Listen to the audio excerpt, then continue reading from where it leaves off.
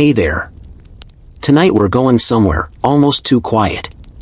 Not just peaceful or relaxing, but truly, unnervingly still. A place where your breath sounds like thunder, where your heartbeat feels like a ticking clock echoing off the walls of a cave.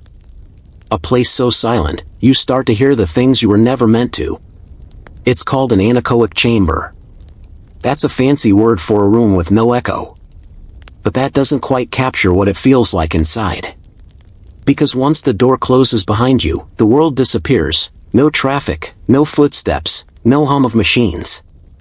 Just you. And the noises inside your own body. So before you get comfortable, take a moment to like and subscribe to the video, but only if you really enjoy what I'm doing here. And if you're listening right now, I'd love to know where you're tuning in from, maybe your country, or your city, and what time it is as you get ready to drift off. Now dim the lights, maybe turn on a fan for that soft background hum, and let's start our journey together tonight. You walk slowly into the chamber, your shoes making almost no sound on the dense, foam-covered floor. The walls look like enormous wedges of gray cheese, jagged foam spikes reaching out in every direction, designed to kill any sound before it can bounce. The door seals behind you with a dull, padded thump. And then, nothing. No air conditioner. No buzzing light. No distant birds or passing cars. Not even your own footsteps anymore. You take one more cautious step and realize, you're not used to this. The absence of noise doesn't feel peaceful, it feels unnatural.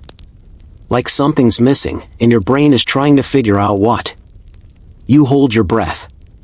And suddenly, you hear your heartbeat. Not just the rhythm. The texture. The swish of blood, the soft thud of valves. It's as if your body turned up its own internal volume without asking you first. And it doesn't stop there. A little creak in your ankle. A click in your throat. A tiny gurgle in your stomach that sounds like a whale calling across a canyon. Inside the quiet, your body becomes impossibly loud. Some people laugh at first, amazed by the strange new symphony. But that amazement turns to discomfort within minutes. Because your brain, your sweet, always busy, noise-filtering brain, suddenly has nothing to filter. And it doesn't like that. You sit down in the middle of the room. The walls swallow every whisper. Even your thoughts feel louder. Your ears begin searching, like little radars spinning in circles, but there's nothing to grab onto. And in that total absence, your mind starts to fill the space.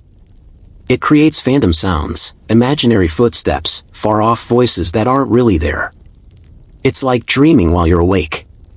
The record for staying inside one of these chambers is around 55 minutes. That's it. After that, most people get too dizzy, too anxious, or just feel wrong. Like their body is floating in something unnatural. The silence becomes pressure. It pushes on your ears. It blurs your sense of balance. With no echoes to map your surroundings, your brain loses track of where you are in space. People start swaying without realizing it.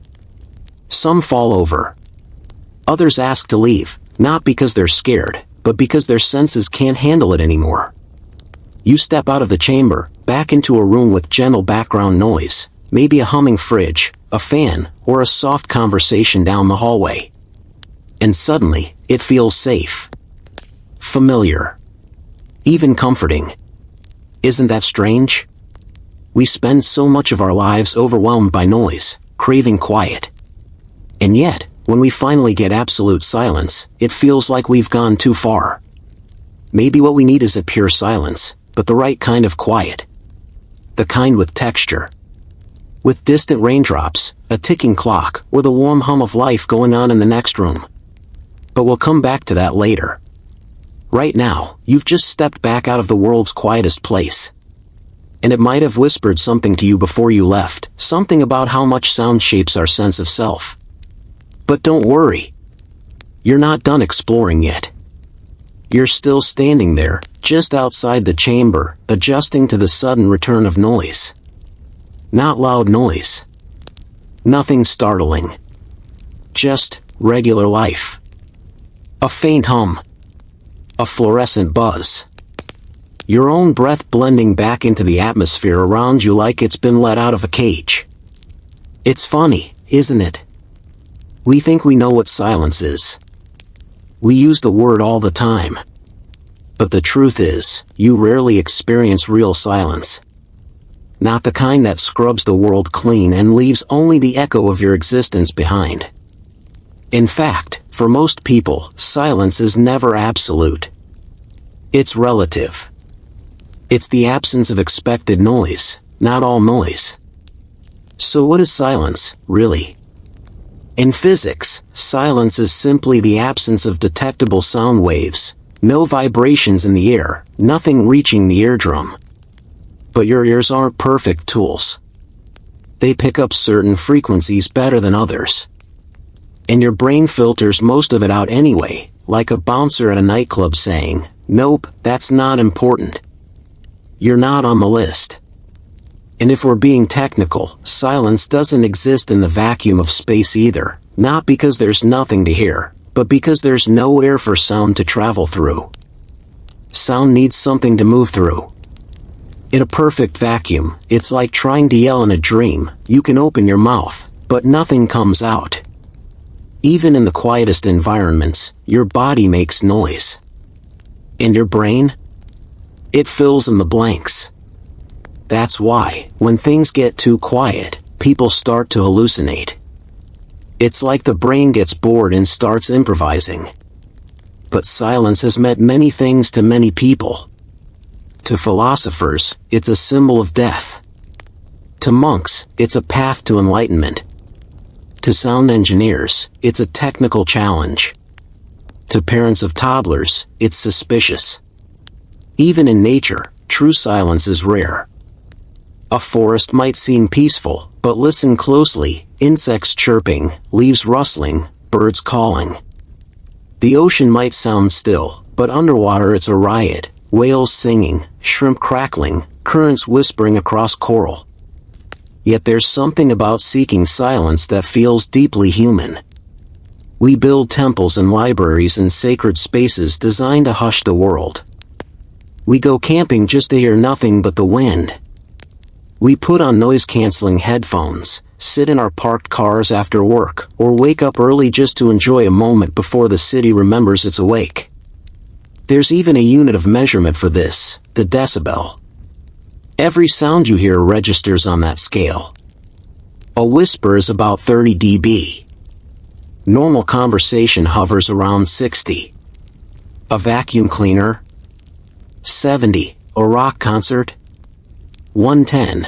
The threshold of pain begins around 120 dB. And silence? The best anechoic chambers in the world reach around -9 decibels. Yes, negative. That means they're so quiet that the room absorbs more sound than is present, a literal black hole for noise. But this idea of silence as some kind of perfect peace? That's a fantasy. Because the closer you get to perfect silence, the more you start to hear yourself, in ways that are unsettling. Suddenly, silence isn't peaceful anymore. It's confrontational. And that might be why we keep the background noise going. A fan.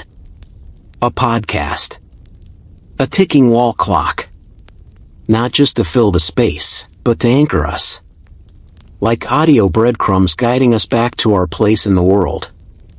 We're tuned for noise. Evolution built us that way. A sudden snap of a twig could mean danger. A baby's cry triggers something ancient in us. Even the sound of running water taps into something comforting, maybe because our ancestors knew it meant survival. So maybe silence is a privilege, but not an easy one. It's not just the absence of chaos. It's the presence of stillness. And stillness can be overwhelming when you're not used to meeting yourself without distractions. But don't worry. You're not alone in this quiet. Tonight, you're not just exploring what silence is, you're exploring what it means to you. What you fill it with. What rises up to meet you when everything else fades away.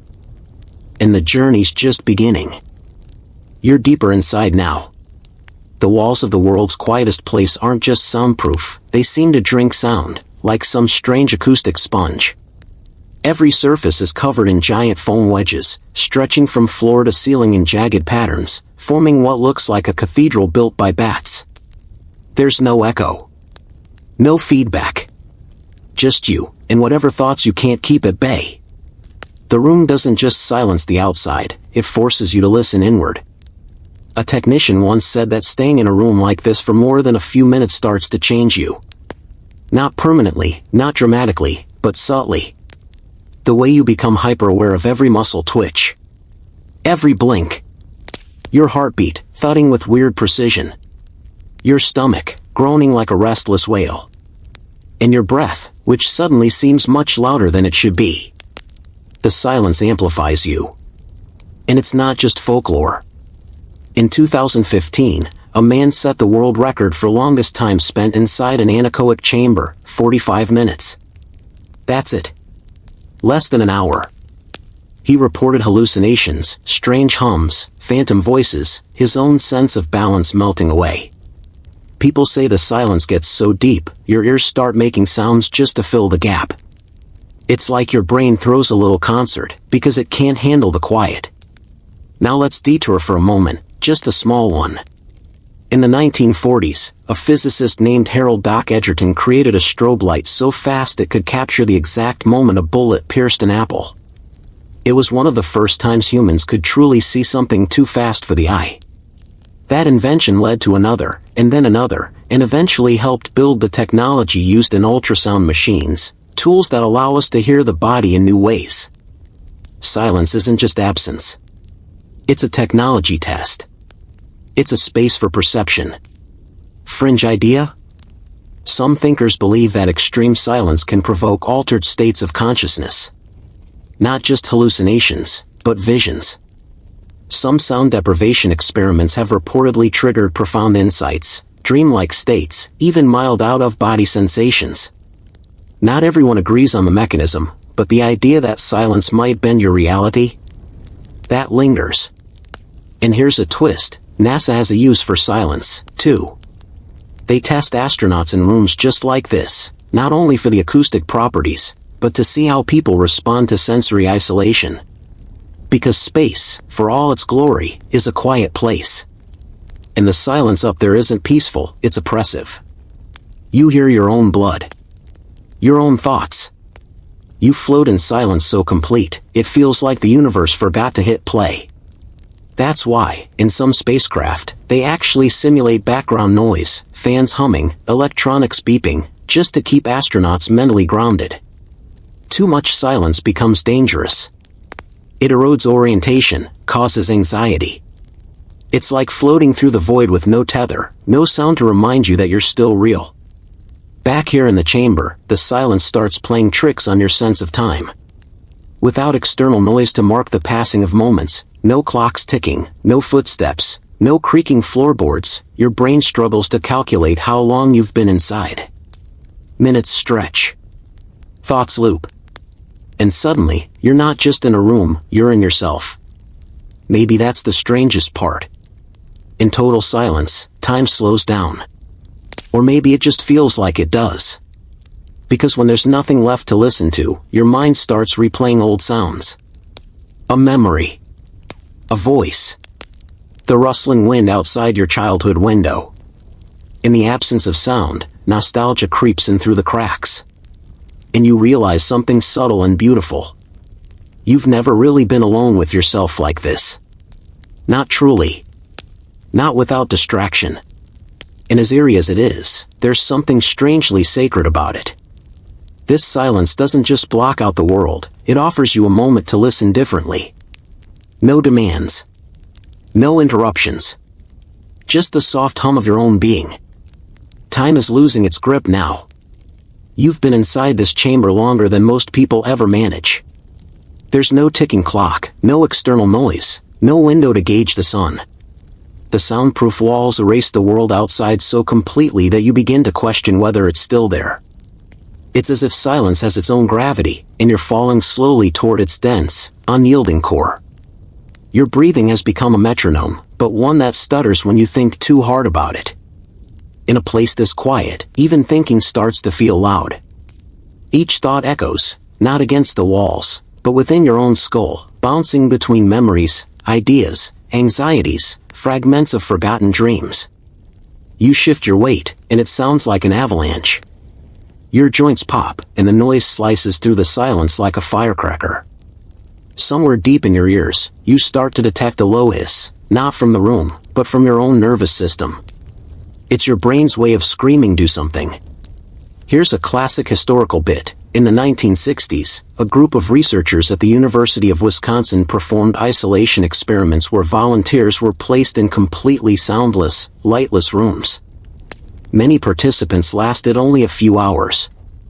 They experienced vivid hallucinations, some pleasant, others terrifying, colors where there were none, voices whispering secrets, entire conversations with imaginary companions. The takeaway? Sensory deprivation isn't just silence, it's psychological magnification. And here's the weird fringe theory of the day. Some researchers think the brain doesn't just process sound, it needs it to function properly. That in extreme silence, the brain begins to fill the void with invented stimuli, essentially generating its own reality. This theory sits on the edge of neuroscience and philosophy, brushing up against ancient ideas of the mind creating the world, not just perceiving it. Even in ancient times, monks and mystics would seek silent isolation, not just for peace, but for transformation. In Tibetan caves, in Egyptian deserts, in Christian monasteries, the goal was the same: strip away the external world until only the inner one remains. They weren't chasing silence for its own sake, they believed it was a portal. So maybe you're not alone in here. Maybe you're in the company of thousands of years of seekers, thinkers, and dreamers who believed silence wasn't empty, but full. Now your body starts playing along. You notice tiny pulses in your fingertips. Maybe a tremor in your leg. Your tongue feels heavy in your mouth. Everything you usually tune out is now front and center. It's like having a mirror pointed inward, but instead of seeing your face, you're seeing your presence. Just the fact that you are. You begin to lose track of where your body ends and the room begins. There's no echo, no acoustic feedback. You snap your fingers, and the sound dies instantly. It's like trying to shout into a snowbank, your voice disappears into softness. That disappearance does something strange to your perception. It makes you feel detached. Like you're not inside a space, but inside a pause between spaces. And the thought creeps in, what if this isn't just a room? What if this is what the universe sounded like before the first star? Before the first ripple of light? Maybe this is the soundtrack of nothingness. Not empty, just unexpressed. Because even in outer space, there are sounds, electromagnetic vibrations turned into audio by scientists, the hum of cosmic microwave background radiation, the rumble of plasma waves near Jupiter. But here? There's not even that. This is quieter than space. Your mind drifts.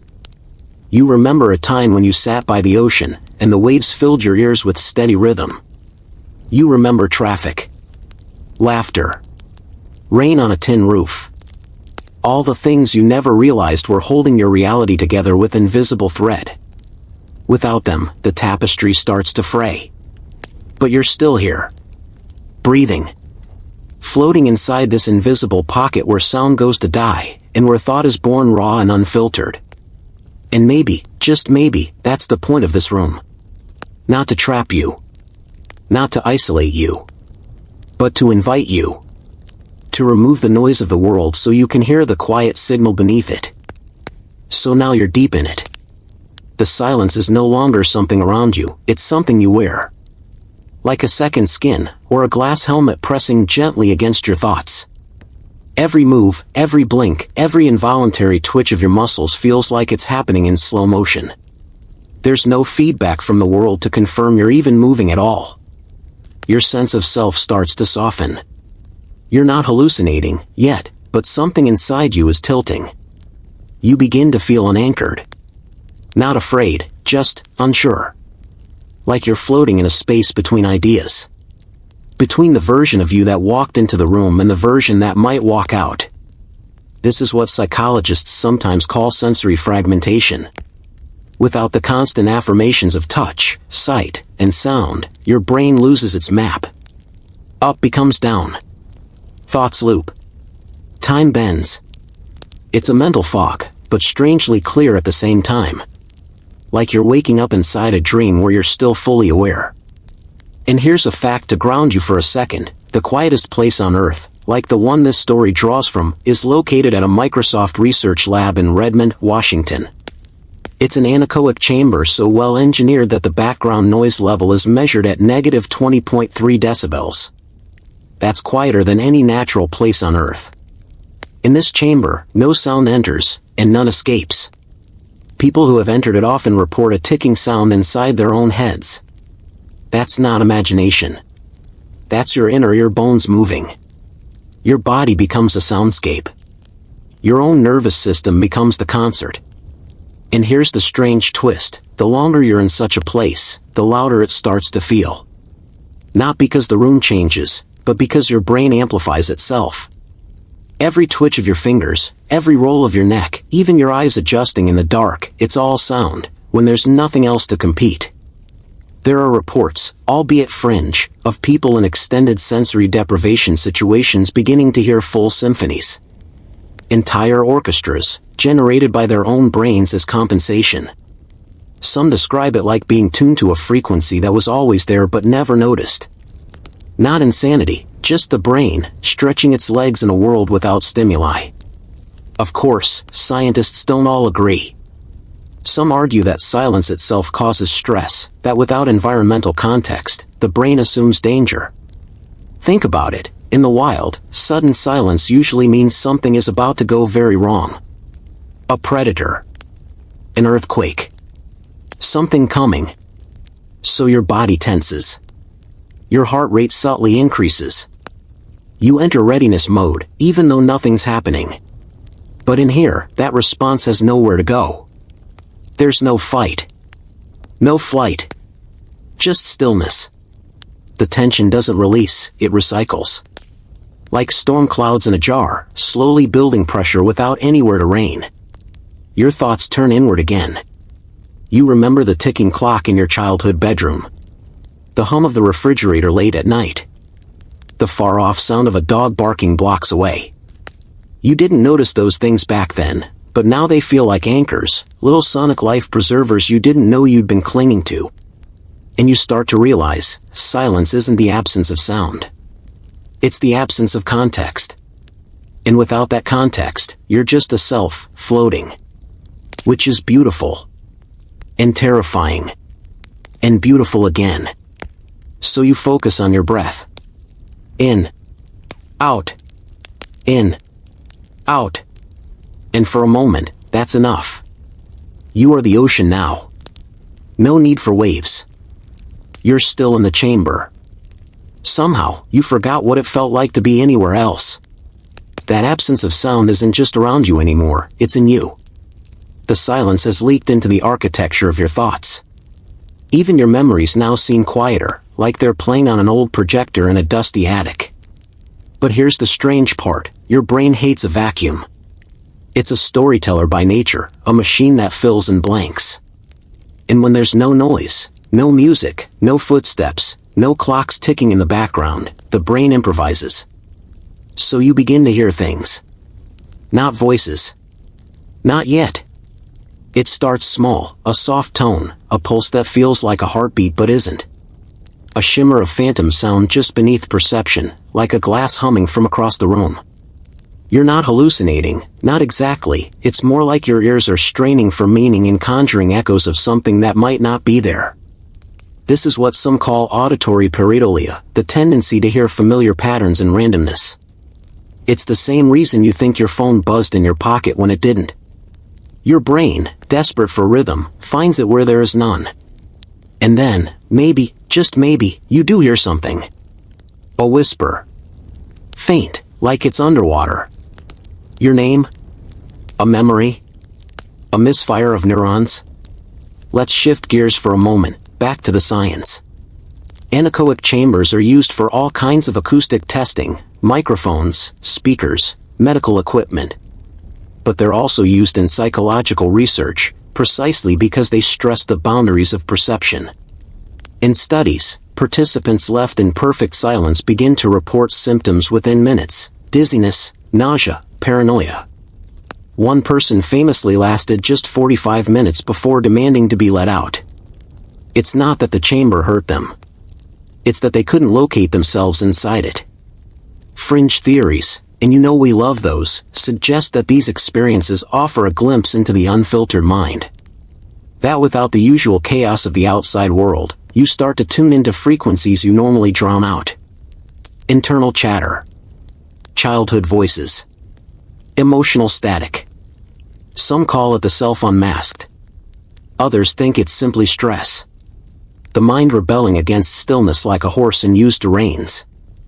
Still, there's something spiritual about this silence. Sacred, almost.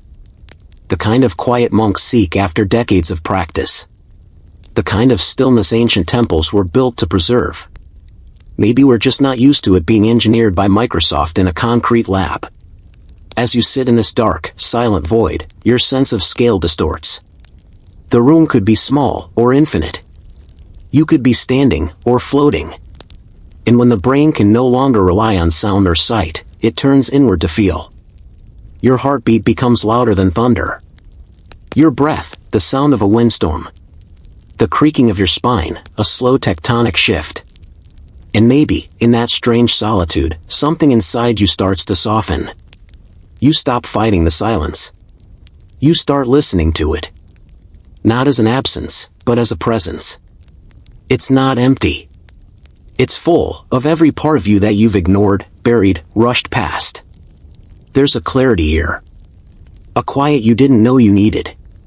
You remember a quote you once read, though maybe you imagined it: in silence, we meet ourselves. And for a heartbeat, or a century, you believe it. The door to the chamber is still closed. You could leave any time. But right now, you don't want to. Eventually, you open your eyes. Not because something happened, but because nothing did.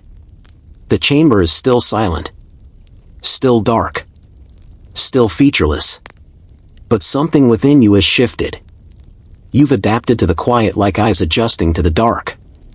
And now, without the usual noise, without the narrative of the outside world, your thoughts begin to slow and stretch. You start to feel time, not in seconds or minutes, but in shape and texture. The stillness lets you notice how thoughts emerge, how emotions ripple. You're not just a passenger in your mind, you're the cartographer now, mapping its quiet terrain. And oddly enough, you begin to think about the people who've sought this kind of silence. Mystics. Hermits. Poets. Astronauts. Wait, astronauts? Yes. Because space is the ultimate anechoic chamber. In the vacuum of space, sound has no medium. There's no air to carry your voice, no waves to vibrate your eardrum. If you screamed in the emptiness between stars, no one, not even yourself, would hear it. And yet, astronauts have often described the profound peace of space as deeply moving. Others found it haunting. In fact, NASA uses isolation chambers that simulate both silence and sensory deprivation to test psychological responses. Some astronauts report vivid daydreams, surreal mental landscapes, and a growing sense that time is collapsing in on itself. There are no hours in the void. Just moments. And the sound of your own blood. But back here on Earth, you're still alone in the chamber. And you realize something strange. You've stopped waiting for the door to open. You've stopped checking the walls for cracks. There's no need for rescue. You're not stuck anymore. You're immersed. That's when you remember what the engineers always say about these rooms: they're not completely silent. They just suppress external noise to such a degree that the internal becomes dominant. The sound of your nervous system. The grinding of your joints. The low thrum of cellular processes, things you were never supposed to hear. In the outside world, these signals are masked by footsteps, wind, laughter, screens, voices. But here, they echo like cathedral bells. This is what happens when the volume of the universe is turned down: the self gets loud. let's dip into a historical tidbit for a moment. In the 1950s, researcher John Lilly conducted experiments in sensory deprivation tanks, essentially floating bathtubs of warm salt water in pitch-black rooms. His subjects, cut off from light, sound, and sensation, reported visions, conversations with long-dead relatives, and even feelings of leaving their bodies entirely. Some found it euphoric. Others, terrifying. And what did Lilly conclude? That isolation is not an absence of stimulus, it's a mirror. One that doesn't just reflect your face, but every idea and fear living underneath it. Back in your own little mirror box, you begin to ask weirder questions. Who are you when no one's looking? What thoughts rise up when they don't have to compete with noise? What does your voice sound like when you're not performing? That's the gift and curse of silence. It strips away the armor. No more background music. No alerts. No excuses. Just you. And what a strange, beautiful, complicated creature you are. You don't need noise to define you. You don't need a soundtrack to make your life feel cinematic. There's drama in your heartbeat, poetry in your inhale, mythology in your memories. The world outside the chamber can't touch you here. But maybe, just maybe, this room has touched something inside you. Eventually, the door opens. It doesn't creak. It doesn't groan. It simply is open. Like it's been that way for a while, waiting for you to notice. There's no dramatic soundtrack, no audience applause. Just a rectangle of soft hallway light pouring in like a lifeline. You stand slowly. Your limbs feel heavy, but not in a tired way, more like they've been recalibrated. You've gotten used to existing in silence, and now even your own movements feel like intrusions. Your footsteps toward the exit sound thunderous, like they could crack the walls. As you step out, something odd happens. You miss the silence. Not the eerie emptiness, not the echoes, but the clarity. Out here, even the soft hum of fluorescent lights feels like a roar. The distant clack of shoes on tile sounds aggressive. There's an itch in your ears you didn't have before, a yearning for the delicate quiet that surrounded you like a blanket. It's a bit like coming out of a long nap on a winter afternoon. You're groggy, unsure what day it is, and strangely unwilling to rejoin the world just yet. But here's the thing, silence doesn't live only in that chamber. It lives in you now. And it always did, really. That's what the quiet teaches you. That noise is everywhere, but peace is portable. The outer world will roar and rattle, demand and distract, but there's a room in your mind that you can visit whenever you need to. A space where nothing presses against your skin or vibrates in your bones. Just breath. And thought. And time. In fact, silence has been used throughout human history as a doorway to insight. The Buddhist monk in his monastery. The writer pacing her cabin. The diver deep beneath the ocean's crush. They all seek it, not to escape reality, but to tune into it more precisely. Let's rewind for a moment to an ancient story, the Oracle of Delphi in Greece. She gave cryptic prophecies, supposedly from the god Apollo. But before she spoke, she would sit in absolute stillness, sometimes for hours, inhaling vapors from deep within the earth.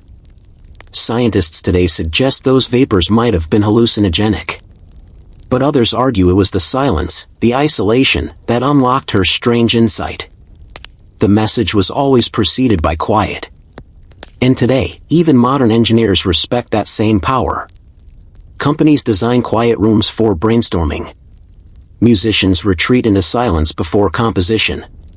Even your phone has a do not disturb mode. Because somewhere deep down, we all understand that constant input is not the same as clarity.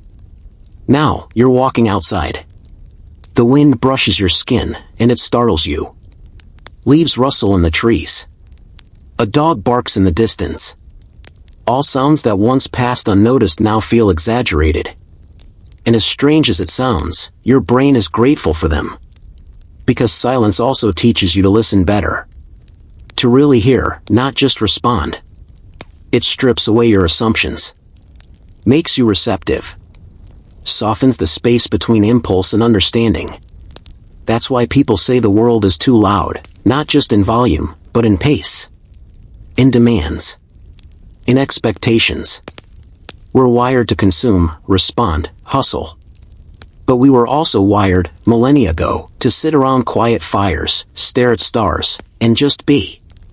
And that's why a room so quiet it drives people mad can also, paradoxically, make you feel more alive. You may never visit that specific chamber again. You might never hear your own blood thumping with such clarity. But you can remember. And more importantly, you can choose to silence a notification, to take the long way home, to close your eyes during the noisy moments and find the stillness inside them. Because silence isn't about the absence of sound. It's about the presence of awareness. And now, you carry that awareness with you, into your life, your decisions, your dreams.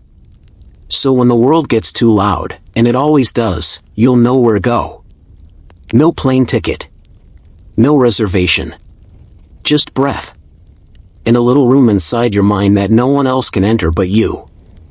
You're back in that strange room again, the one so quiet it doesn't even feel like a room anymore.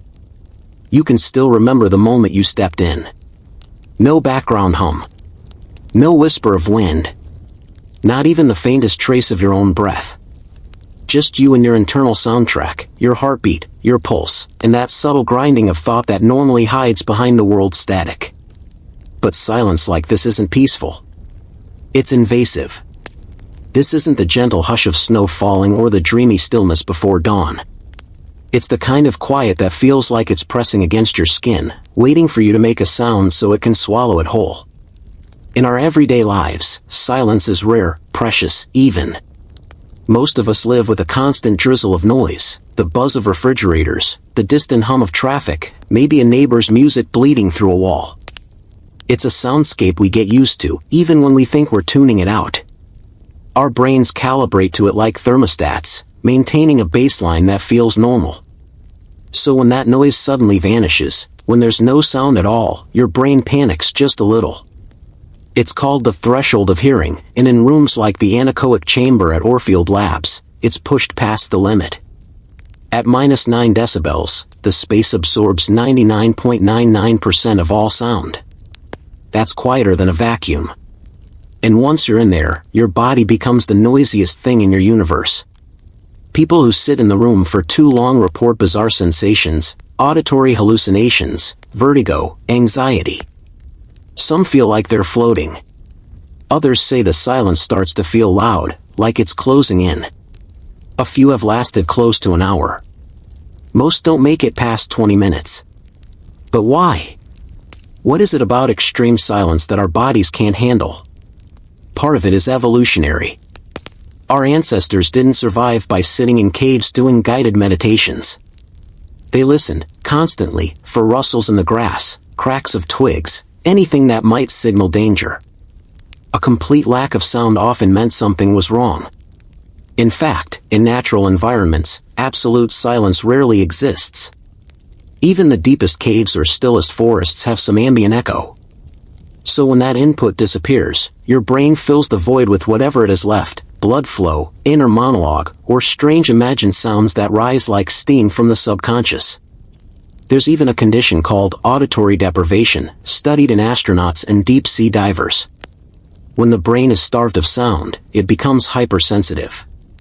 Neurons fire more frequently, looking for input, like a radar searching for a signal. In a sense, the brain becomes its own noise machine, generating tones and whispers out of sheer need. And yet, silence isn't just absence. It's also a mirror. In these anechoic spaces, people report a heightened sense of self, not the fun kind, like you feel during yoga, but the unnerving kind that feels like being observed by your own body. Every swallow, every blink, every twitch is amplified, no longer drowned out by the world. You become a closed system, watching your own gears grind. This kind of silence also has a physical weight. Without echoes, we lose our usual sense of spatial awareness. Sound helps us navigate the world, bounce signals off walls, gauge distance, perceive motion. In the world's quietest rooms, your steps feel oddly small. Your arms seem further away than they should be. It's a breakdown of sonic gravity. And it's not just psychological. Studies have shown that after long exposure to extreme quiet, the body begins reacting with physical symptoms, increased heart rate, shallow breathing, cold sweats. Some subjects even felt nauseated. It's almost like your body's saying, okay, this is too much awareness. Can we go back to regular weirdness, please? But here's a twist. Monks and deep practitioners of meditation seek this kind of stillness. For them, silence is not a threat but a doorway. An invitation to meet the self without distractions. To some, this internal voyage is sacred. To others, it's uncomfortable at best and terrifying at worst. The funny thing is, once you've experienced this kind of silence, you start hearing the world differently. Ordinary sounds become gifts. A gust of wind feels like a friend. Distant laughter on a street corner sounds like a memory. Even your own footsteps, echoing down a quiet hallway, can feel like a conversation between you and the ground. So maybe the lesson isn't that silence is dangerous. Maybe it's that silence is honest. It strips away everything else and leaves you with the raw materials of experience. Just you, your body, your mind, and whatever stories they decide to tell. The world's quietest room may seem like a novelty, but in truth, it's just a microscope for the self. And the moment you step out of it, even the softest breeze feels like music. Imagine, for a moment, a world where every sound you've ever known, every rustling tree, every hum of a fridge, every exhale from someone sleeping beside you, was suddenly gone. Not muted. Not dulled. Just deleted. What remains isn't peace. It's exposure. Like sound had been a kind of clothing, and now you're standing bare in the cold awareness of your own presence. In ultra-quiet environments like the Orfield anechoic chamber, your brain scrambles to adjust. But the silence doesn't feel empty, it feels inhabited. Not by ghosts or phantoms, but by you. The real, biological you.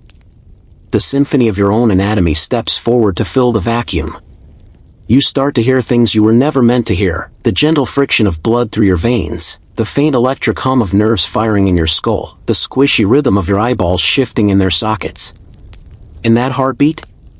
It becomes a metronome that doesn't fade, it pounds, persistent, like a timer counting down to something.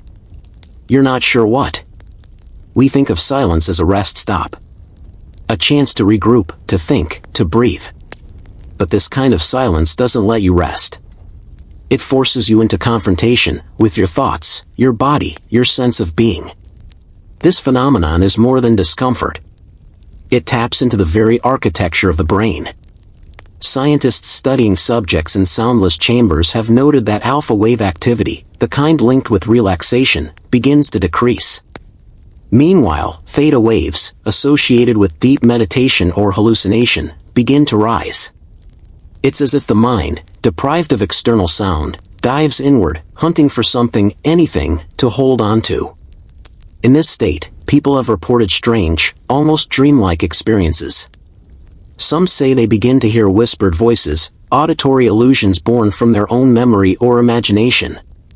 Others claim they saw flickers of light, or felt like they were shrinking, stretching, or spinning.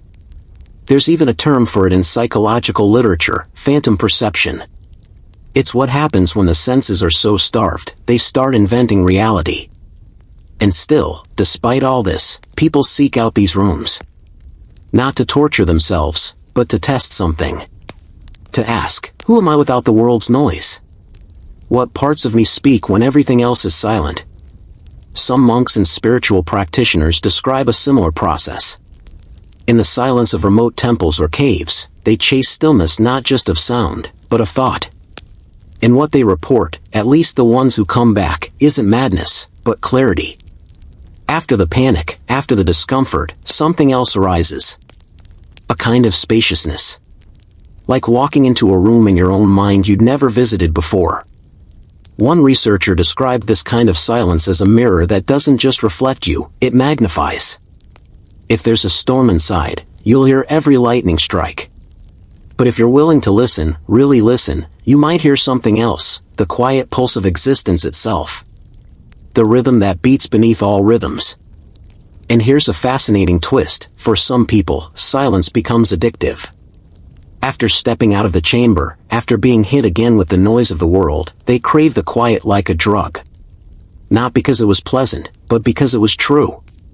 Every sound afterwards feels louder, brighter, more textured. It's like someone turned up the resolution of reality. There's even growing research into using controlled silence for therapy. Sensory deprivation tanks, also known as float tanks, provide a form of structured quiet and stillness. Subjects float in salt water at body temperature in complete darkness and silence, allowing their bodies and minds to reset. Some report deep relaxation. Others say the experience was emotional, even transformative. But it doesn't come easily. To face silence at this level, you must let go of distractions, expectations, even identity.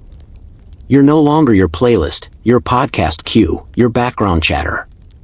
You're just there. Alive. Listening. Aware.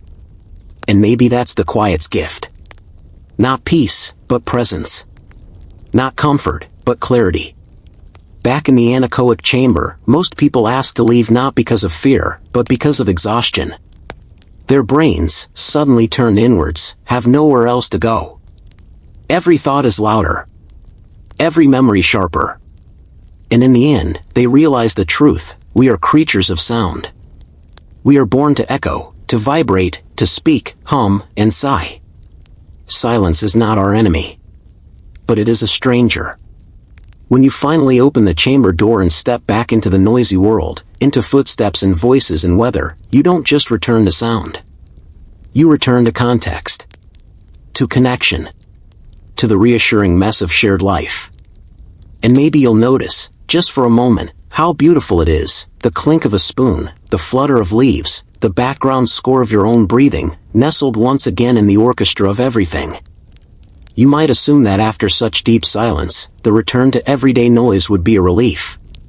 But what many people report is a kind of sensory whiplash. The creak of a door, the buzz of a light fixture, even the soft rustle of clothing can feel absurdly loud, almost aggressive. As if you've been living underwater, and someone yanked you to the surface too fast. Your brain, for all its brilliance, is deeply reliant on contrast. Light means little without darkness. Movement means little without stillness. And sound, well, sound means almost nothing without silence. That's why the quietest place on earth isn't just a curiosity, it's a kind of measuring stick.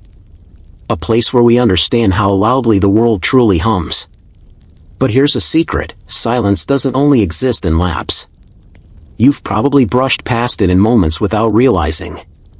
That strange hush that falls over a snowy morning. The way the world pauses just before a storm hits. Or the hollow, perfect quiet of a late-night walk when everyone else is asleep and the city holds its breath. Those are nature's anechoic chambers, raw, unfiltered gaps in the soundtrack of life. And interestingly, your brain doesn't treat silence as a neutral backdrop. According to neuroscientists, moments of silence can actually activate the brain more intensely than noise. In one study, subjects exposed to brief periods of silence between sounds showed heightened activity in the default mode network, a part of the brain linked to self-reflection, memory, and imagination.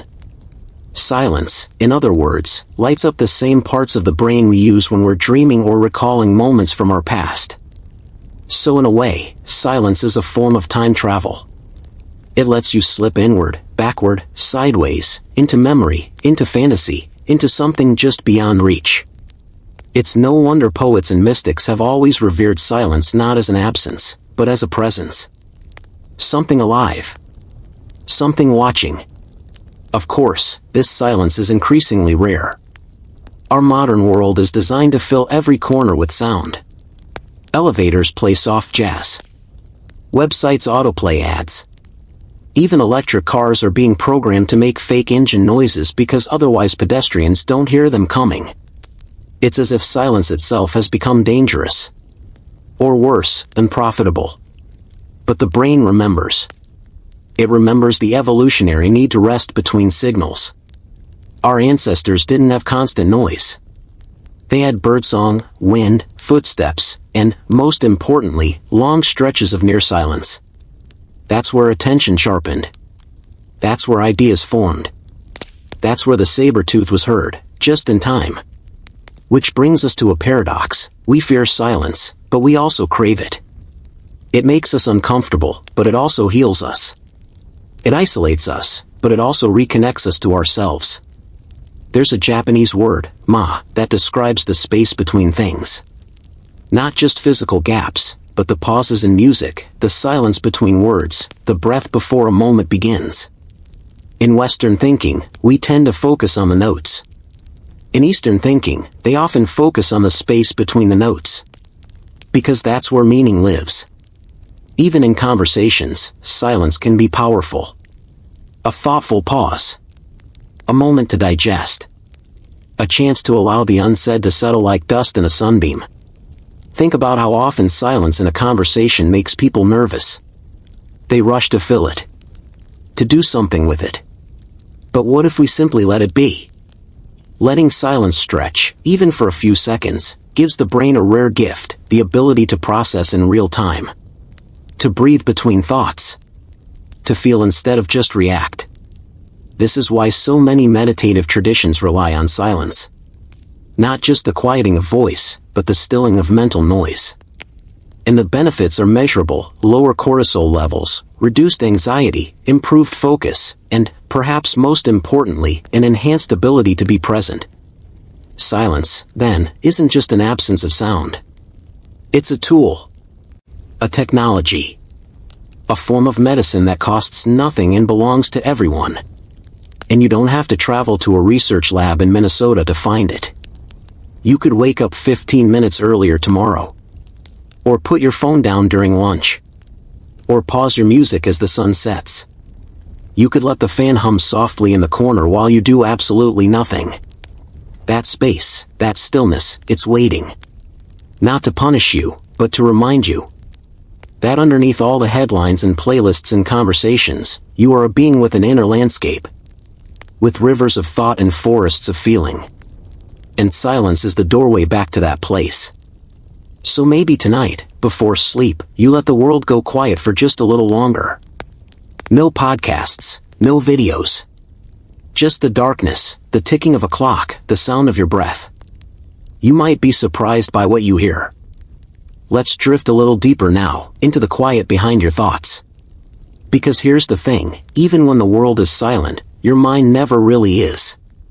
It hums, it flickers, it rehearses grocery lists or replays conversations from a decade ago. That's not a flaw, it's what minds do. But in extreme silence, like the kind found in an anechoic chamber, those mental sounds become magnified. Without any external input to latch onto, your brain begins to feed on itself. That sounds eerie, but it's a natural reflex. Your brain has evolved to be in a state of near constant engagement with its environment. When the environment stops talking to you, your brain doesn't shut down, it turns inward. It sharpens its senses. It stretches its imagination. It asks, what am I missing? This is when things start to get strange. People who've spent extended time in deep silence often report vivid mental phenomena, heightened memories, strange flashes of color, random songs looping in their heads, or even phantom voices. Not hallucinations in the clinical sense, but rather the mind improvising, like a jazz soloist left alone on stage. There's a well-documented phenomenon known as the Ganzfeld effect. When the brain is deprived of sensory input, no sound, no clear visuals, no touch, it begins to fill in the blanks. This can happen with prolonged exposure to silence, darkness, or even white noise. The result? Visions, feelings of floating, even the sense that someone else is in the room with you. It's not madness. It's creativity. Your brain is a prediction machine. When input stops, it keeps predicting anyway, based on past experiences, emotions, and deep subconscious patterns. Silence becomes a canvas. And this is where it gets even more beautiful. In that space of sensory stillness, some people report breakthroughs. A new idea. A sudden solution. A moment of clarity so sharp it slices through weeks of confusion. It's like the clutter falls away, and what's left is truth. Many ancient cultures understood this intuitively. In early Christian monasticism, silence wasn't just discipline, it was a portal. In certain Sufi traditions, dervishes would whirl in near silence to find the quiet within. And in the mountains of Japan, Yamabushi monks practiced stillness in the forests, believing the lack of human sound brought them closer to nature's own frequency.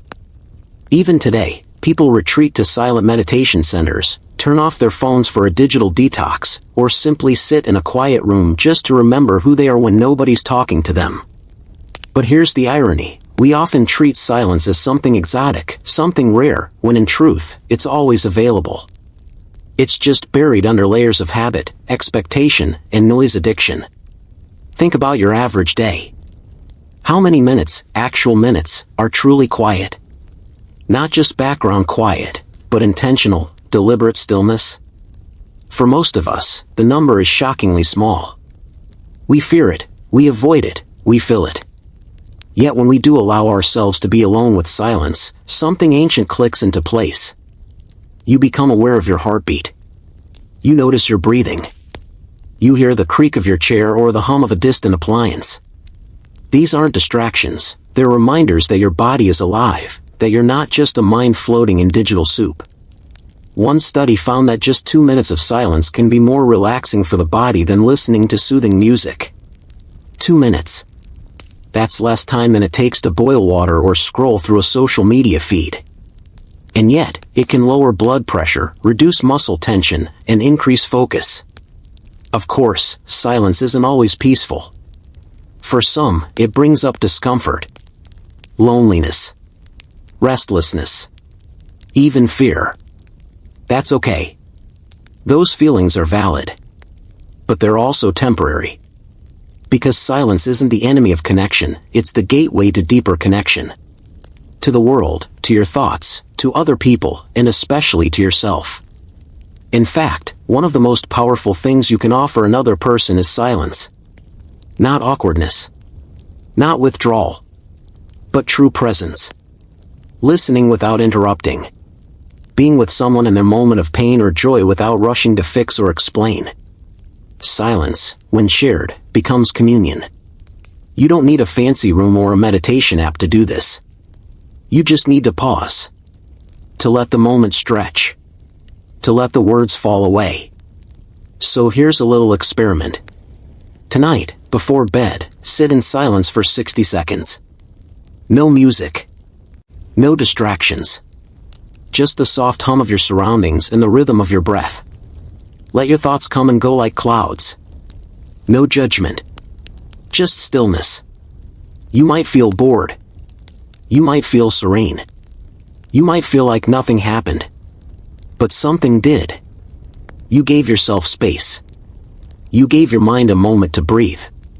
And like a snow globe left undisturbed, everything inside starts to settle. That's what silence can be, not an absence, but a realignment. A reset. A remembering. And tomorrow, when the noise returns, you'll still carry that quiet with you, like a secret note tucked into your pocket. Let's imagine something curious now. Imagine a world where silence wasn't something we stumbled into by accident, but something we actively designed into our lives. Like windows for sunlight, but for stillness. Quiet rooms in every home. Silence woven into schedules like sacred punctuation. Would our minds be clearer? Our creativity deeper? Would we sleep better, listen more, feel more? The science would say yes. In recent years, studies have begun to uncover something surprising. Prolonged exposure to silence actually encourages the growth of new brain cells. In one landmark experiment, mice exposed to 2 hours of silence each day began to show increased cell development in the hippocampus, a region of the brain associated with memory, learning, and emotion. Think about that for a second. Not just rest. Not just reduced stress. But literal, physical brain growth. From silence. It's a poetic kind of science. The quiet does not just soothe the mind, it builds it. And it makes sense when you consider that silence isn't the opposite of experience. It is an experience. A deeply rich one.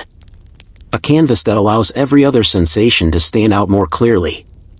That's why food tastes better when you're not eating in front of a screen. That's why a sunset feels more profound when you're not describing it aloud. That's why you remember certain moments from childhood so vividly, because they arrived wrapped in silence. Many spiritual traditions speak of this intuitively. In Zen Buddhism, silence is seen not as emptiness, but as presence. In the Jewish mystical tradition of Kabbalah, there's the concept of tzimtzum, the idea that creation began when the divine contracted itself to make space. In other words, silence is what made room for everything else to be.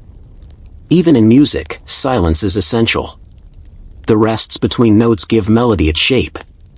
A song without silence would be unbearable, a wall of undifferentiated sound. It's in the pauses that meaning is made.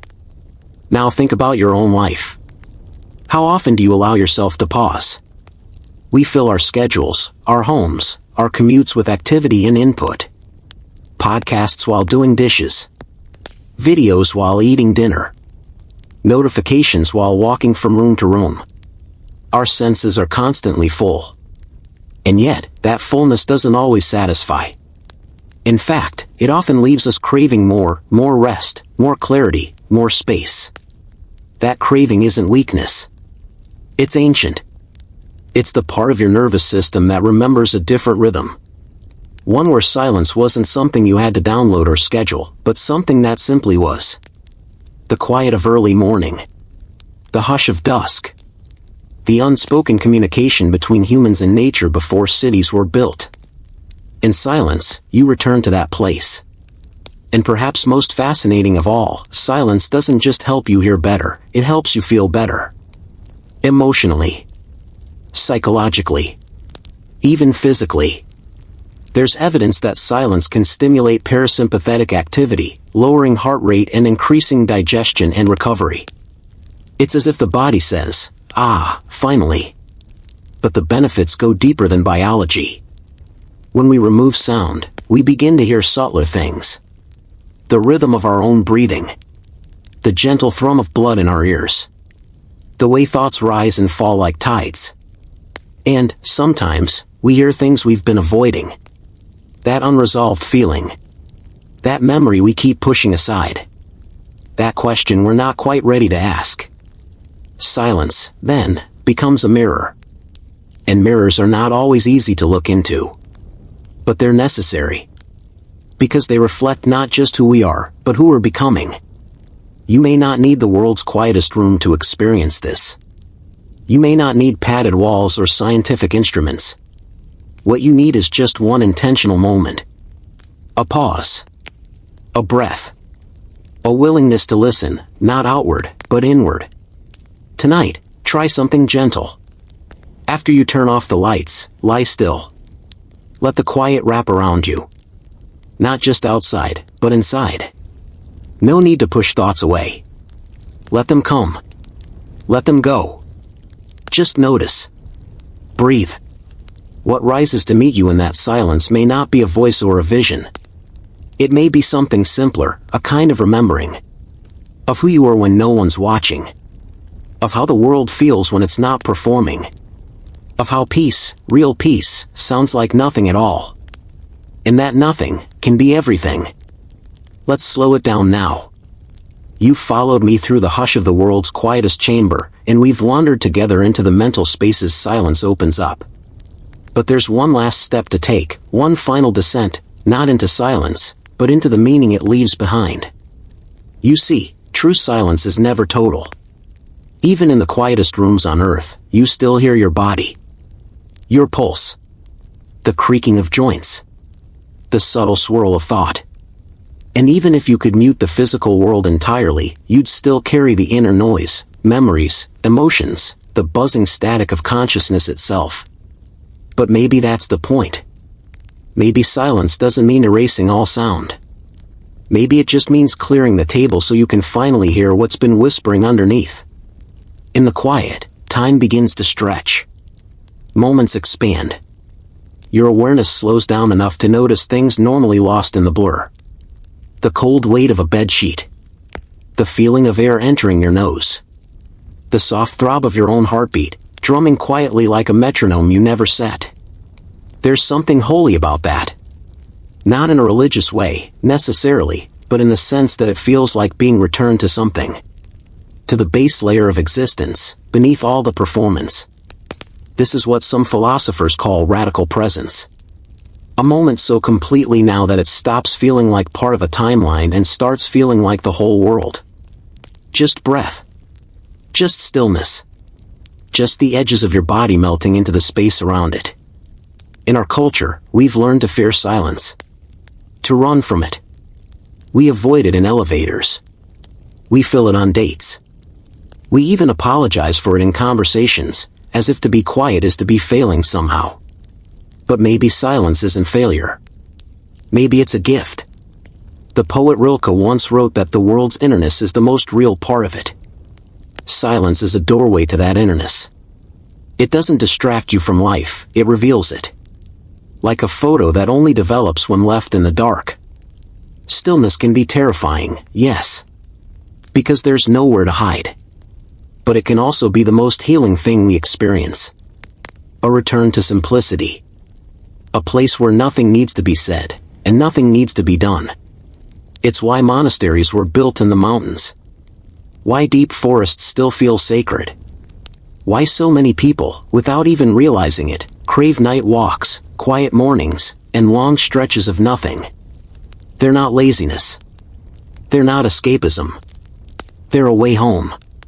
And so, as we reach the end of this exploration, let's carry this idea with us. Silence is not emptiness. It's fullness without noise. It's depth without decoration. It's a kind of music that doesn't need sound. Tonight, when you lie in bed, the house slowly settling around you and the last screens flickering off, listen to what's left. Don't resist it. Let the quiet pour in. Let it fill your lungs, your thoughts, your sense of space. Let it widen your perception like a camera lens pulled back to reveal the stars. You're not alone in this silence. You're part of it. A quiet being in a quiet cosmos, breathing in sync with something infinitely bigger. And in that hush, maybe, just maybe, you'll feel the stillness stretch out like a warm tide. Not cold or sterile, but soft. Comforting. Familiar. The world is loud, yes. But it's not always. And not forever. For now, let this moment linger. Just you. Just this. And nothing else. There's something eerie about complete silence. At first, you might imagine it would be peaceful, like floating in a warm bath of stillness. But here, in the quietest room on earth, the silence isn't relaxing. It's confronting. It doesn't hug you. It presses in. As you sit still, your ears begin to grasp for sound, any sound. But there's nothing. No cars. No birds. Not even the hum of electronics. Your own body becomes the loudest thing in the room. You hear your pulse, an odd, wet thumping inside your skull. The whisper of blood sliding through capillaries. The cartilage in your joints creaking as you shift even slightly. And then, your breath, raspy, labored, unnaturally loud. In this place, your nervous system is left alone with itself. That little humming tension you're used to tuning out, air conditioning, refrigerators, distant traffic, those are gone. Your brain is expecting background data, and when it doesn't arrive, it improvises. Many people start to hear phantom sounds. Some report whispers. Others hear musical notes, long strings of tones that don't stop. A few even hear their own eyeballs moving. Let's get weird for a second. There are theories in psychoacoustics that suggest the brain may produce low-level hallucinations when deprived of auditory input for long enough. Not just imagine sounds, but imagine presences. In anechoic environments, some individuals begin to feel watched, or like something is standing just out of view. Maybe it's the brain's ancient danger detection system doing too much with too little. It gets bored, so it fills in the blanks. Historically, we've been surrounded by ambient sound for millennia. Forests rustling, insects buzzing, rivers flowing. Our ancestors never had true silence. Even caves echoed with distant drips and the groaning of rock. Silence, in an evolutionary sense, might have meant one of two things: danger or death. Now, here's a fact worth scribbling on your wall. The quietest room on Earth, according to Guinness World Records, is located at Microsoft's headquarters in Redmond, Washington. It measures sound levels at minus 20.6 decibels. Negative decibels. That's quieter than what your ears were designed to detect. Sound is measured on a logarithmic scale, and in this room, sound pressure is so low that the air molecules barely have any energy to move. It's beyond what most people can comprehend, like trying to imagine a color you've never seen. But this isn't a place built for comfort. Most people can't stay longer than 30 to 45 minutes. Some last a few seconds before needing to escape. The record, according to reports, is a bit over an hour, but even that was described as disorienting. The problem is not the silence itself, but what the silence reveals. In the absence of sound, time stretches. A minute feels like 10. Your body becomes a drum, and your mind, an echo chamber. You realize how loud your thoughts are. And how fast.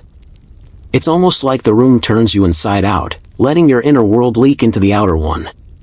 There's a peculiar phenomenon some visitors report: losing balance. Without ambient sound bouncing off walls, your brain has a harder time anchoring your position in space. Your body wobbles. You sway slightly, unsure where center is. The silence scrambles your sense of orientation, like being untethered in zero gravity. So why build such a place? Engineers use anechoic chambers to test microphones, speakers, and even medical equipment in the absence of environmental noise. NASA has used similar environments to train astronauts, because space is just as silent, if not more.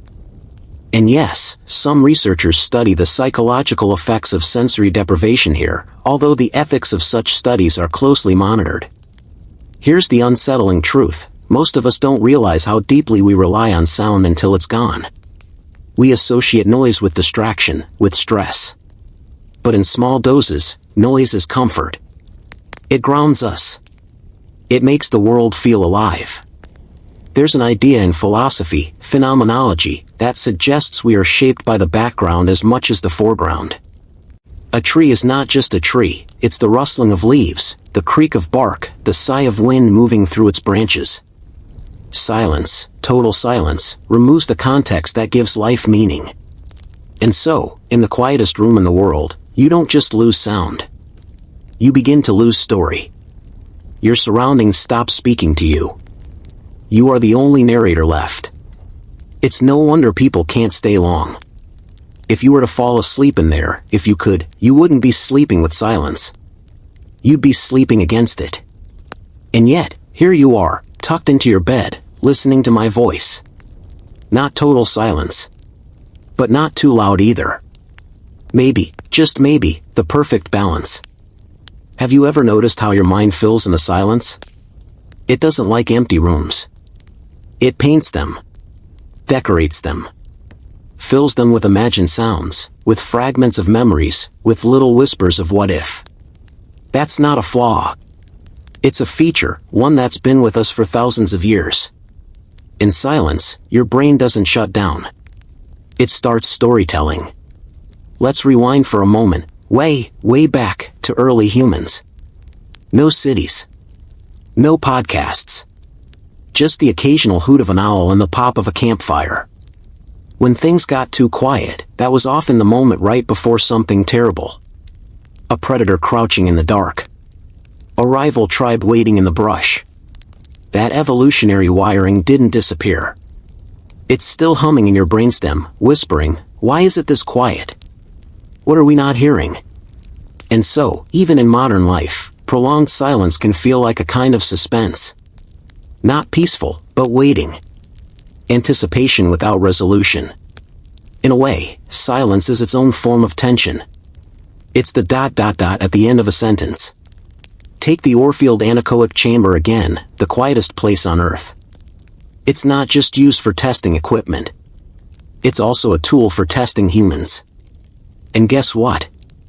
Even among trained professionals, engineers, scientists, astronauts, most people still struggle inside it. In fact, some subjects report feeling like they're floating, or that the walls are closing in. One even claimed that he began to see sounds, as if his sensory systems were starting to overlap. This brings us to a fascinating field of study, cross-modal perception. That's when one sense steps into cover for another. If sound is removed, vision might pick up the slack. Or touch. Or internal sensation. That's part of why, in total silence, some people become acutely aware of their heartbeat, their digestion, or even the shifting of their own bones. Let's add a weird fringe theory, shall we? Some consciousness researchers have proposed that true silence might enhance introspective awareness, that is, your ability to feel yourself being. It's not just hearing your body, but witnessing it. Almost like turning your mind's eye inward and staring at the machinery that makes you you. Of course, this gets uncomfortably close to some meditative or mystical practices. But hey, neuroscience and spirituality do occasionally bump elbows in the dark. And here's a mainstream fact: the average urban human is exposed to somewhere between 60 to 85 decibels of ambient noise for most of the day. That's traffic, people, devices, appliances. It never really stops. So when you suddenly plunge into a space with minus 20 decibels, your auditory system doesn't just get quiet, it panics a little. The contrast is too much. Like stepping out of a nightclub into an abandoned cathedral. But silence isn't just found in fancy labs or remote monasteries. You can feel it in snow-covered forests. In deep caves. In the middle of a desert at midnight. Nature offers up silence not as punishment, but as invitation. And we, with our overstimulated brains, rarely know how to accept it. Let's talk about sleep for a second. That state of calm you seek each night isn't just about stillness. It's about safety. Your brain won't let you drift off unless it believes everything is okay. A little background noise, the hum of a fan, the rustle of trees, soft rain on a roof, these are signs that the world is turning as it should. That nothing is wrong. Absolute silence, ironically, can trigger anxiety.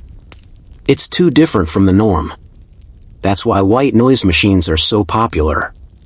They replicate that natural murmur of existence. They offer you a sonic lullaby, a gentle message that says, nothing dangerous is approaching. Funny, isn't it? We crave peace, but not too much peace. We want calm, but with a cushion. Total silence is like staring into a blank screen. Sooner or later, your mind will start drawing pictures on it. And this is where you, lying under your covers right now, get to cheat the system a little. You're not in a perfectly silent room. You've got this soft little voice in your ear, weaving gentle threads of thought and science in sleep. You've got sound, not too much, not too little. Just enough. So let it carry you. Let your thoughts wander through what we've explored, those rooms of negative decibels, the phantom sounds, the heartbeat in your ears. And when your eyes get heavy, you don't have to resist. You're not in an anechoic chamber. You're in bed. Safe. Warm. Surrounded by the kind of quiet that wants you to fall asleep. Close your eyes for a second, and imagine you're in space. Not on a ship, not inside a helmet, just drifting, fully exposed, in the vacuum. There's no wind. No breath. No rustling fabric. No electric buzz or engine hum. The silence is so deep, it's not just absence of sound, it's the impossibility of it. And still, somehow, your mind is busy making noise. It turns out, the quietest place in the world isn't that fancy chamber in Minnesota, it's out there, between galaxies. But unlike the echo-free room back on Earth, space isn't a place that humans can visit without some pretty extreme consequences. The vacuum is unforgiving. Lungs collapse. Saliva boils. And no one can hear you scream, not because it's scary, but because sound just can't travel where there are no molecules to carry it. Still, the silence of space is strangely romantic. It's a place where stars are born in absolute quiet. Where galaxies collide in majestic, swirling dances with no sound effects. Supernovae detonate like Titanic fireworks, but with no bang, no roar, no warning. The universe, for all its chaos, conducts its business in silence. Only we, with our tiny earthbound ears, have ever tried to imagine how it sounds.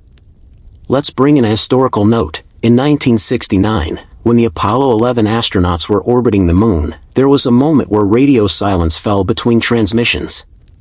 Neil Armstrong later described it as the loneliest quiet he'd ever felt, a stillness that pressed in from all sides. That kind of cosmic silence is not just absence, it's presence. It wraps around you like a thick, invisible fog. Now here's something weird. Astronomers have been mapping the universe's cosmic microwave background, the faint afterglow of the Big Bang. And in that map, there's an area known as the cold spot, a region suspiciously quiet, darker, and emptier than the rest. Some scientists speculate it might be evidence of another universe brushing up against ours. Others say it's just a statistical blip. Either way, it's a void within a void. A whisper within a whisper. And get this, even though we say space is silent, it's full of signals. Radio waves, gamma bursts, X-rays, neutrino flashes, all invisible messengers pinging through the dark. If your ears could hear them, you'd be overwhelmed by the cosmic static. So in a way, silence is a kind of mercy. The universe protects us from its own chaos by filtering it out. Think of that. Every day, our planet is bathed in waves of radiation from the sun and stars. Your body is constantly being brushed by particles that have traveled for millions of years. But they don't speak in sound, they speak in presence. A kind of quiet contact. This is what makes the world's quietest place on Earth so uncanny. In that room, you get a preview. A taste of space. A hint of the silence that surrounds everything. And you realize that our senses were designed not for nothingness, but for just enough. Enough to notice danger. Enough to feel comfort. Enough to hear a bedtime story about silence while you drift under warm covers. Let's toss in a fringe idea for the dreamers out there. Some philosophers speculate that pure silence is the true state of the universe, that all the music and motion we observe is temporary. That reality itself is just a ripple on the surface of a greater stillness. A canvas painted with the illusion of noise. It's poetic. It's probably wrong. But isn't it lovely to imagine? So here you are again, breathing slowly, safely, in a room that is not the quietest place on Earth.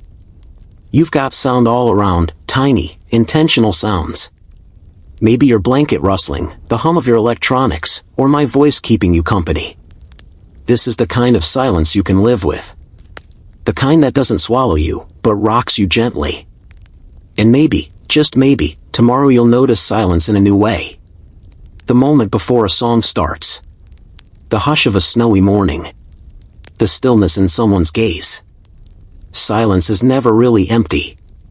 It's just waiting to be filled by the next moment. Or maybe, it's offering you a moment not to fill. A chance to be without interruption. You're doing that now. So stay with it. Let the quiet wrap around you, not like the chamber's vacuum, but like a soft echo that lets you breathe. The brain doesn't like silence. It fills the void. Even in the quietest room, your thoughts are humming. Tiny whispers of memory, imagination, stray fragments of song lyrics, old conversations, imaginary arguments you definitely won. If the world gets too quiet, your mind steps in as its own DJ, sometimes soothing, sometimes chaotic, but always spinning something. Inside the anechoic chamber, the world's quietest place, people have reported hearing things they didn't know were part of them. Heartbeats, yes. But also blood rushing through their own necks. Eyeballs shifting. Tendons sliding. The bones inside their own ears moving. The kind of sounds evolution never expected us to hear, because the world was never supposed to be this quiet. You might think this hypersensitivity would make us more attuned to our bodies. But oddly, it does the opposite. After a while, those who stay too long in true silence begin to lose their sense of position. The brain, stripped of all external input, starts guessing. Are we upright? Spinning? Falling? Some people feel like they're floating. Others feel like they're being gently compressed by the air. Others still just feel like crying. It turns out, our perception of reality needs noise. The subtle background static of everyday life helps anchor us. Without it, our own inner noise becomes unbearable. It's as if we need the world to distract us from ourselves, or at least to help us organize the chaos of our own brains. Historically, silence has been used as both a tool and a punishment. Monasteries embraced it for reflection. Solitary confinement used it to erode identity. It's not inherently peaceful or terrible, it's just powerful. And power, without context, can tip either way. Let's take a curious detour into fringe science. Some psychologists once experimented with extended sensory deprivation, total darkness, total silence, floating in water, and after a few hours, subjects began to hallucinate. Not nightmares, necessarily, but vivid scenes. Their brains, starved for input, simply created their own worlds. Some saw forests, some cities, some floating geometric shapes. A few even reported a sense of being watched, not malevolently, just observed. And here's a more mainstream fact. During the Cold War, militaries experimented with silence and sound as tools of psychological manipulation. Rooms designed to unnerve, vibrations below the range of hearing used to disorient soldiers. It wasn't torture exactly, it was disconnection. And humans don't cope well with disconnection. What you discover in silence isn't just your heartbeat, it's your patterns. The loops you repeat when no one's around. The way your brain rehearses worries, regrets, hopes. In the absence of input, you meet yourself. Raw. Unfiltered. And maybe that's why people can't stay long in the quietest place. Because we're not just bodies moving through space, we're stories in motion. And stories need rhythm. Beats. Interruptions. Contrast. Sound gives shape to silence, just as silence gives meaning to sound. So what happens after this? When you leave the room, step back into the normal hum of life, the fridge buzz, the neighbor's dog, your phone pinging, it all feels richer. Like a warm blanket after a swim in cold air. Your brain sighs, ah yes, the noise again, and settles back into its rhythm. You haven't just escaped silence. You've returned to the symphony of life. And that's the trick of the quietest place on earth. It doesn't just remove sound. It removes the illusion that we are alone with our thoughts. It shows us what it feels like when everything else is stripped away. And it leaves us with a choice: retreat further inward, or reach back out into the noise, hopefully, a little more aware of the melody we're part of. So next time you crave a moment of peace, don't run from noise. Choose the right kind. A stream. A soft fan. A voice reading a slow bedtime story. The kind that gives your mind something gentle to hold on to. A whisper in the dark, reminding you that even in silence, you're never really alone. Let's imagine this again. You're sitting in a chair, completely still. Around you, the walls absorb every vibration. Your breathing is loud, your heartbeat is loud, even the blinking of your eyes feels like it echoes behind your ribs. This is not outer space. This is Earth. But it may as well be a kind of personal vacuum, a place where the outside world stops trying to reach you, and you are left with the raw machinery of yourself. Tick by tick. Beat by beat. And here's where it gets oddly spiritual. In many ancient traditions, Taoist caves, Buddhist temples, early Christian hermitages, silence was not just an absence, it was a path. Not something to escape from, but something to travel through. The idea wasn't to remove all noise forever. It was to pass through stillness like a tunnel, and come out on the other side, more aware, more present, more real. Now, let's go a little modern. Neuroscientists studying silence and isolation have noticed something fascinating. People deprived of external sound often develop a sharper inner monologue. Their memories become more vivid, dreams more cinematic. Creativity spikes, though it comes with a cost. Some people also experience paranoia or overwhelming nostalgia. It's like your brain turns the gain knob all the way up. Every flicker of thought becomes a firework. And the background hum you didn't know was keeping you anchored suddenly disappears. But here's the twist, this state doesn't last. After a while, your brain begins creating a substitute for external sound. It fabricates it. A ghost hum. A phantom static. Some people even report hearing imaginary footsteps or voices, not because they're broken, but because the mind needs rhythm. It doesn't like empty canvases. It prefers noise, even if it has to make it up. Let's go back to the chamber. Say you've been inside for over 30 minutes now. The walls haven't moved, but you feel like they're shrinking. You haven't spoken, but you wonder if your voice still works. You're not cold or hot or hungry, but you start to feel something. You just don't know what to call it. Is it boredom? Loneliness? Enlightenment? Maybe it's all of those and none of them. Maybe silence isn't a state, it's a mirror. One that reflects back everything the world usually drowns out. And just think, we spend so much of our lives avoiding silence. Filling every pause with music, podcasts, chatter.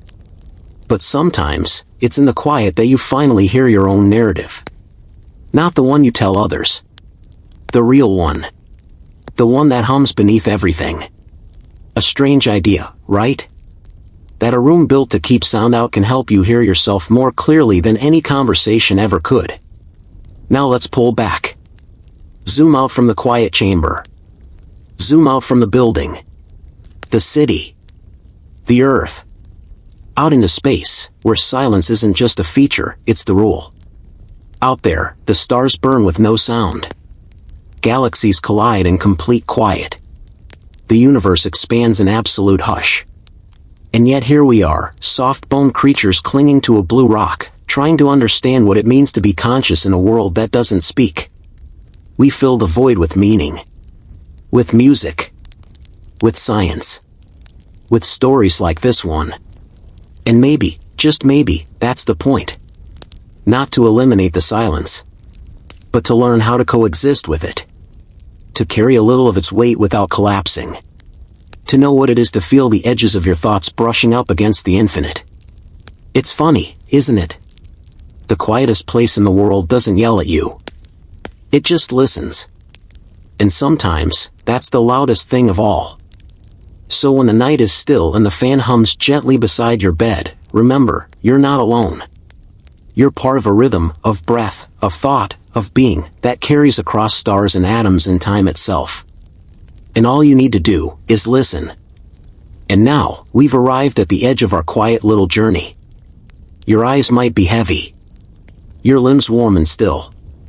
Maybe the hum of the fan beside you has turned into something softer, like ocean wind across a glass sea. That's good. That means you've begun to drift. We've wandered through silence tonight, not just as an absence of sound, but as a strange kind of landscape. A mirror. A rhythm that pulses just below the noise of daily life. A quiet so thick you can feel it press against your skin. In that hush, you've heard echoes of things you didn't know were still with you, heartbeat, breath, memory, stardust. Maybe a forgotten moment from childhood, or the shape of a dream you never got to finish. Silence, it seems, is not so empty after all. It holds stories. Questions. Clarity. And now, as you lie there beneath your blanket, half here and half somewhere else, I want to leave you with just one more thought. The quiet isn't trying to scare you. It's trying to show you something. A space to think. To feel. To breathe. It's a place where the world stops knocking, and your mind can stretch out like a cat in sunlight, lazy, long, unbothered. So let the thoughts come slowly. Let your breath anchor you. Let the silence carry you gently away. No pressure. No rush. I'll be right here, when you return. Good night, explorer. Sleep deeply.